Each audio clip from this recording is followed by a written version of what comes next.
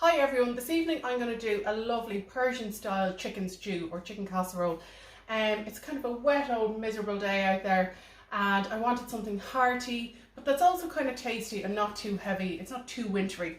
So what I'm going to go with is some lovely chicken thighs. These have been skinned and boned, and what's lovely about chicken thighs as opposed to chicken breast fillet is that they take longer to cook, and while it's cooking the sauce is kind of enriching with all the lovely flavour, and it has a little bit of fat in it as well, which will give out into the sauce. We have some onions, some garlic, some peppers. So this first few stages, browning it off and kind of getting the stew on are quite like a normal casserole or stew. But what's going to make it have a little Persian style to it is I have some ground cumin, some cinnamon. I have a little bit of smoked paprika that I actually brought back from a souk in the Middle East. Then I'm going to finish it off with some lovely flat leaf parsley and some toasted flaked almonds. After that then, I'm also going to get a start on my saffron rice. So the saffron rice is gorgeous, jewel coloured rice and a really nice accompaniment to the dish.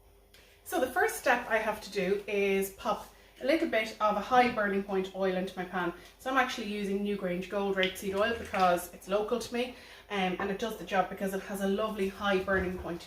So we need our pan really good and hot there. And I'm going to place the chicken thighs in the pan. You want to hear a little bit of a sizzle, which I do there, but if it's not a really good sizzle, just wait a minute and wait until a little bit more heat gets into the pan, because obviously each time you put a chicken thigh in there, the heat is going to reduce. So we're going to give it a nice caramelization on either side just to seal in all the juices and get lovely flavour on the skin.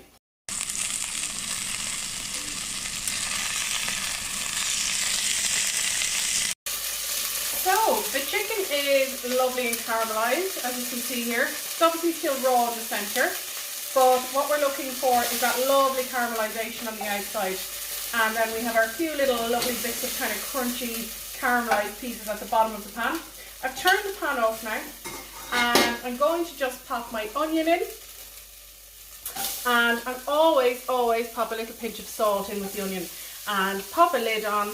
And let that caramelise down with those lovely juices for a good 10 minutes. And just really let all those little flavours go in there until we soften our onions really nicely. So, as I'm waiting for my onions to soften here for the casserole or the stew, I'm going to get a start on my nice saffron rice.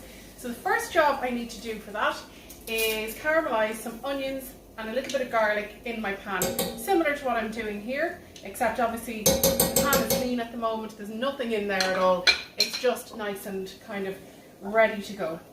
A little bit of oil as well as my butter and my onions going in. I always pop my pinch of salt in there as well, just to soften that down. So let's have a look in here. Oh yes, our onions have caramelised nicely.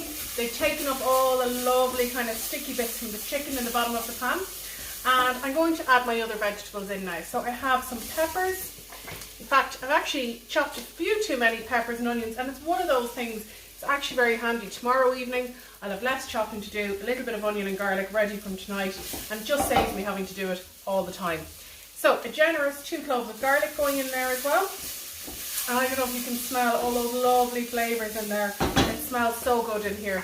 So next up I'm adding cinnamon, which is a real Middle Eastern kind of spice. We use it traditionally in the Western world more as a sort of sweet spice in terms of, desserts like at Christmas time and that. But actually in the Middle East they use it, in North Africa they used it a lot in a savoury kind of capacity. So that's cumin going in as well.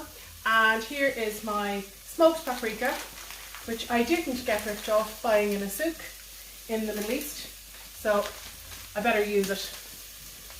Stir all those through, and we really are getting that lovely kind of flavour from the Middle East going now. So once that's all kind of cooked out a little bit and stirred through, we're going to add our chicken thighs back in and any little juices that we have there as well. I have a tin of tomatoes and I have some chicken stock here, and I'm just going to swirl out my little bit of my tin of tomatoes that's left, And I'm just going to cover that. You could pop a little bit of honey in if you want. I'm going to get some honey actually, I have some here. And that'll just give us a nice little sweetness to things. Just squeeze that in. And get the lid on. Let that simmer for about 25 to 35 minutes. And when we come back, all of this sauce will have kind of reduced and thickened. The chicken will be lovely and tender. I might throw a few olives in. You could throw a few preserved lemons in. Any of those nice flavours that complement the dish would be really nice to give a little tang. Some dried apricots as well. So once I have the casserole simmering, I'm going to move it onto this ring to simmer away. And we're going to have a look in here at the rice dish. So our onions should be nicely softened in here. Yes, they're coming along nicely. And I'm going to just pop a little bit of garlic in now.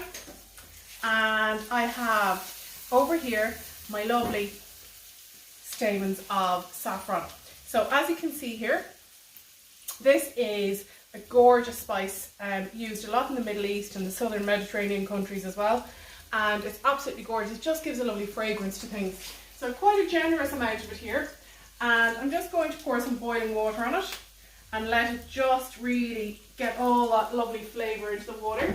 We'll use that to cook the rice. But coming back over here to the rice, I'm going to add my garlic in now. 2 generous cloves of garlic going in. Stir that through, and that lovely golden colour of the onions and the garlic is going to help give us that lovely golden colour to the rice as well. So once you've cooked that out for a moment or two, you can pop your basmati rice in.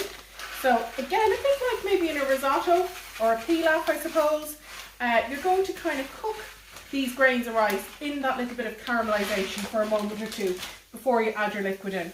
So stirring it through, look at that lovely golden colour there.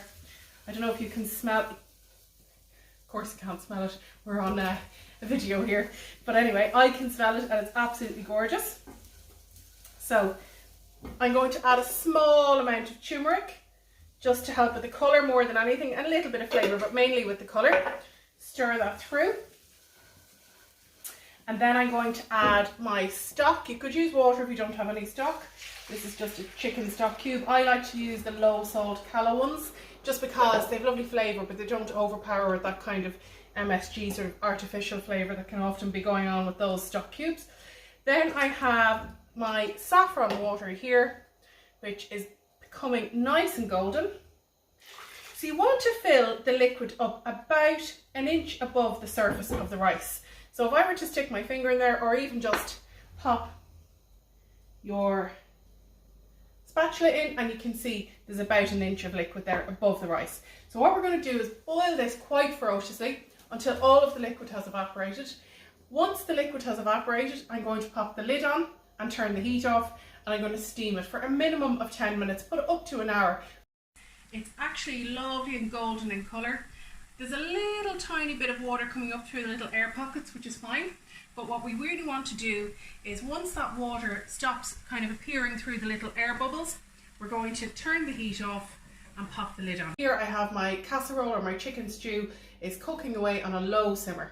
So let's come back to it in a few minutes.